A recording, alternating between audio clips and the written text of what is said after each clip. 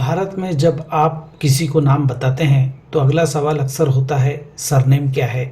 क्योंकि जैसे ही पूरा नाम सामने आता है लोग आपकी जाति पहचान कर तय करते हैं कि आपके साथ व्यवहार कैसा होना चाहिए। सड़कें चौड़ी हो गई, इमारतें ऊंची हो गई, लोग सूट बूट पहनने लगे, लेकिन सोच आज भी जाति की दीवारों में कैद है। धड़क 2 जातिवाद पर करारा प्रहार करने की कोशिश करती है।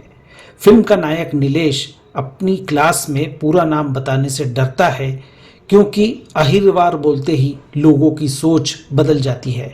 वह अपने मोहल्ले का नाम भी नहीं बताता क्योंकि वह इलाका नीची जातियों से जुड़ा है। दूसरी ओर नायिका विधि जाति नहीं सोच से किसी को परखती है। ब्राह्मण होते हुए भी वह नीलेश को पसंद करती है क्योंकि वह इंसानियत को तरजीह देती है। फिल्म इस बात को भी उजागर करती है कि जाति का भेदभाव सिर्फ जातियों के बीच नहीं बल्कि एक ही जाति के भीतर भी मौजूद है।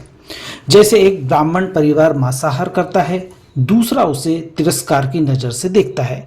फिल्म यह सवाल उठाती है कि खाने की पसंद नापसंद का जाति से क्या संबंध है और कौन तय करता है ये नियम।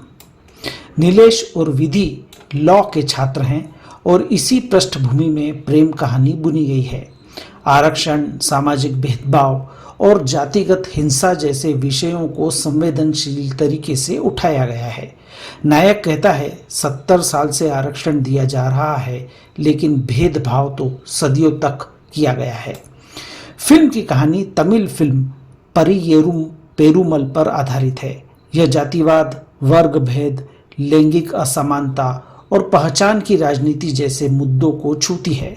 एक दलित छात्र की फेलोशिप सिर्फ इसलिए रद्द कर दी जाती है क्योंकि वह अन्याय के खिलाफ आवाज उठाता है। यह घटना सीधे तौर पर रोहित वेमुला मामले की याद दिलाती है।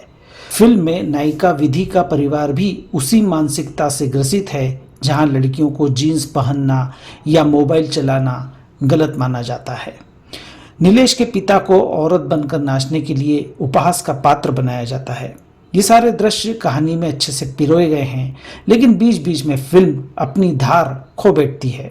फिल्म की सबसे बड़ी कमी यही है कि यह कई गंभीर मुद्दे उठाती है लेकिन उन्हें हार्ड हिटिंग अंदाज में पेश नहीं कर पाती।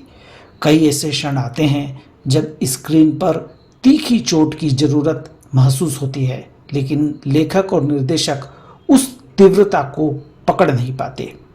नीलेश और विधि का रोमांस भी उतना गहरा नहीं लगता। दोनों का एक दूसरे के प्रति अचानक आकर्षण दर्शकों को विश्वसनीय नहीं लगता। यही वजह है कि नीलेश पर हो रहे अत्याचारों की गंभीरता दर्शकों तक पूरी तरह नहीं पहुंच पाती। निर्देशक शाजिया इकबाल का काम सराहनीय है। उन्होंने फिल्म का माहौल सटीक तरीके से रचा है और कलाकारों से बेहतरीन प्रदर्शन करवाया है।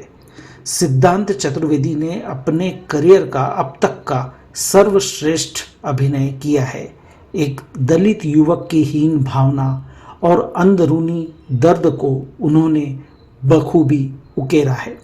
तृप्ति डिमरी भी अपने अभिनय से दर्शकों को बांधे रखती है। कम संवादों के बावजूद सौरभ सचदेवा अपनी मौजूदगी से डर पैदा करने में सफल रहते हैं।